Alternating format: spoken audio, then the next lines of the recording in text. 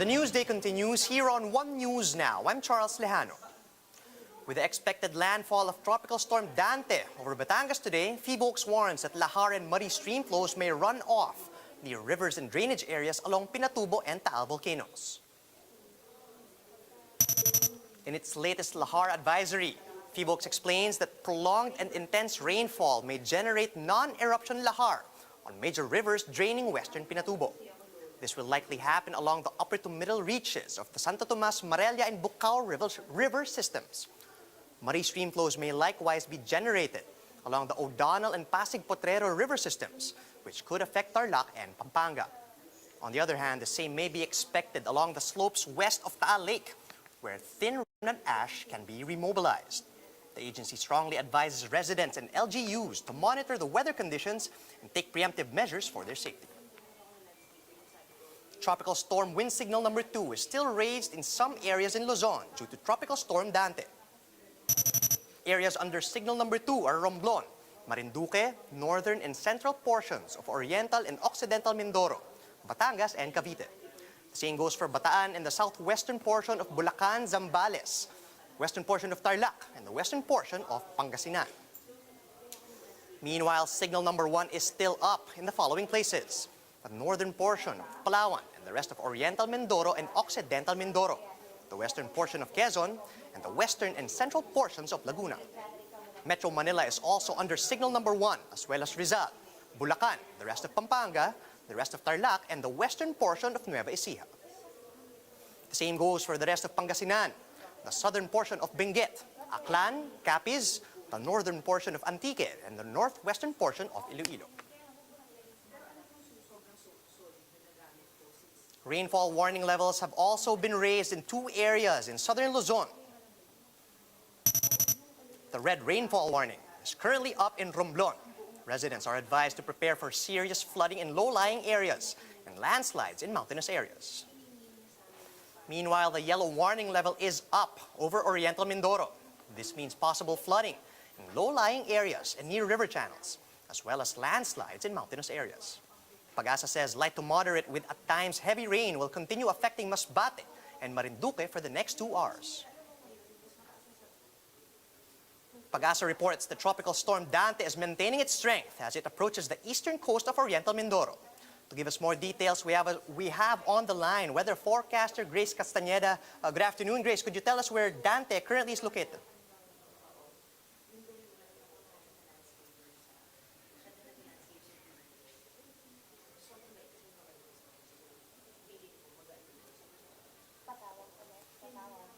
Grace, can you hear us?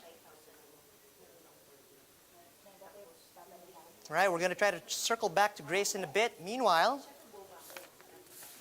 Energy Secretary Alfonso Cusi says the power supply issues in Luzon were caused by fortuitous events. During the kapihan sa Manila Bay held by the Philippine Star, Cusi said the simultaneous breakdown of 4 power plants, as well as forced outages, were beyond their control. This caused the grid to lose over 1,600 megawatts of power supply. But Cusi adds that they expect the Sual power plant to resume operations by this afternoon. And this will generate at least 647 megawatts of electricity, while they're also looking to power up another plant under testing to augment the power supply for Luzon. The past 5 years with going through this, and hindi naman po ito regular happening mga ganyang ito po mga brownouts, no? Kaya ito po nangyari, sabi nga, there are fortuitous event, mga things that are beyond our control, na nasira ang 4 na planta na sabay-sabay. And I'm asking nga po, just to complete the process, I've asked the Philippine Competition Commission and ERC to look into all of these things, aside from our people investigating the root cause of the problem. In an interview with Cito Beltrán on Agenda, Senator Win Gatchalian emphasized the need to create an energy independence roadmap for the country. Gatchalian explained that this plan would help the Philippines use its natural resources to independently produce electricity and oil. The lawmaker added that the securing energy supply for the country should start with policymakers, including the Energy Department. We cannot go around in circles. No, it has to start from the policymaker, which is DOE. And in my analysis, it starts with them. Okay. And the regulator follows the policy. But in the absence of that policy, then there's nothing to follow. And it's just a matter of holding the players, no, the private sector players into account. But again, government kailangan ng government magbaston yan eh. The players will not follow if government will not be heard and will not flex its muscles. And just like health workers, airport officials are considered to be one of the most exposed sectors of the community to the coronavirus disease. That's why the government has decided to vaccinate airport frontliners who regularly interact with travelers. Gerard de la Peña is joining us live from the NAIA Terminal 4 to give us the latest. Gerard, good afternoon. Have authorities started inoculating airport officials? That's right, Charles. The government has started with the vaccination of airport frontliners who always come face-to-face with arriving international passengers. Now, among those who will get the jab today are personnel from the Bureau of Quarantine, the Philippine Coast Guard, the Department of Foreign Affairs, and the Office for Transportation Security. We've also spotted some personnel here from the Bureau of Immigration. One of them is Dr. Roberto Salvador of the BOQ, who said that while positivity rate among their ranks is less than 1%, vaccination is still very important, especially for those like him who has already spent weeks at the ICU due to severe COVID-19 infection. This can also reduce the risk of virus transmission to arriving international passengers. Government officials are also looking into the reported COVID-19 variant from Vietnam. But right now, they believe that health protocols should be enough to prevent the entry of the said strain in the country. Although Quarantine and Foreign Affairs officials said that they are willing to adjust the procedures if necessary. Charles, the vaccinations are being done here at the NAIA Terminal 4 because this is close to passengers due to low passenger volume because of the strict quarantine protocols of various provinces and also in other countries prevent a lot of people from traveling. Now they are targeting to inoculate at least 1,500 personnel today, and the rest of the 7,000 airport frontliners will be inoculated as supplies come in. Charles. Thanks for that, Gerard. That was Gerard de la Peña reporting live from the NAIA Terminal 4.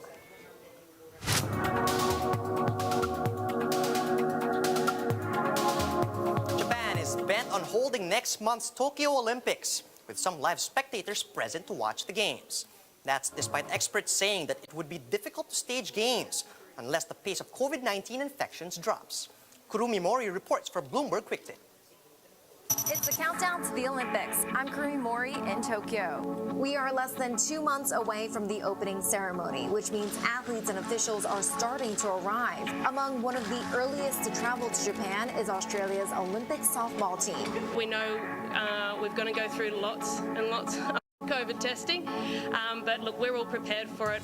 We want to do everything that we can to make sure that we're safe when we get there and we're safe while we're in Japan as well. The squad flew from Sydney, Australia and landed in Tokyo at Narita International Airport on Tuesday.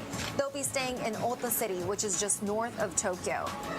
The arrival, though, comes at a time of mounting pressure on Japanese organizers. According to Nikkei newspaper, roughly 1,600 people affiliated with the Olympic and Paralympic Games have entered Japan since April. But COVID has forced the country to declare a state of emergency in Tokyo, Osaka, and other prefectures until June 20th. That means foreign travelers and non-residents are still not allowed in the country. So the state of emergency raises more questions about the risks of bringing 15,000 athletes from more than 200 countries and territories into Japan. We know spectators from abroad are not allowed to attend, but we're still waiting on the decision for domestic fans.